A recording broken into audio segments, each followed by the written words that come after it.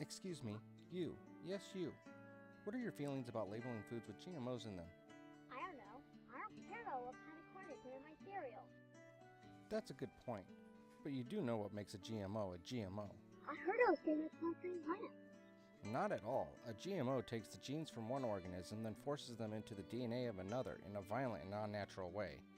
This can be accomplished by taking the chosen genes and shooting them into the host cell. And according to data from the USDA, over 90% of all corn grown in the USA today is GMO.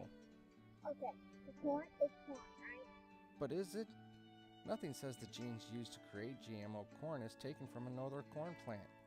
In fact, they can use the genes from a slug if it has the properties wanted. Ew! Look at it like this. If we mix a horse with a donkey, we get a mule. So is a mule still a horse or donkey? But milk is useful. Very true. And one day, genetic engineering might lead to the cure for cancer or many other scientific advancements. But nature has a way of preventing unnatural acts from lasting. The only way to get a mule is to mix a horse with a donkey. Same for GMOs. After the first generation, the second generation is degraded and nothing like the first. So you have to keep buying new seeds every year from the GMO companies. Snake oil salesmen would have hidden ingredients such as alcohol and drugs in their products. Of course, after eating or drinking these products, there was a good chance you would get addicted to them. The snake oil salesman would be all too happy to sell you some more. Sound familiar? GMOs are pretty much the snake oil remedies of today. The practice of adding harmful or addictive ingredients to mislead consumers only changed after the people came together to speak louder than the money snake oil salesmen poured into politics.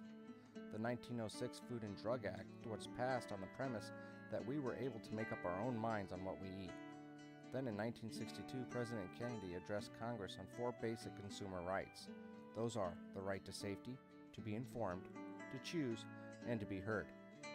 Today, it seems as if lawmakers and food companies have forgotten these rights and only add new things to labels if they might be harmful. Okay, you made a point. So what can I do? You can do a lot. No matter what side of the aisle you're on about GMOs, good or bad, we all have the right to know. But this will only happen if we let our voices be heard by reminding the FDA and our elected officials of JFK's message. We have a basic human right to know what is in our food.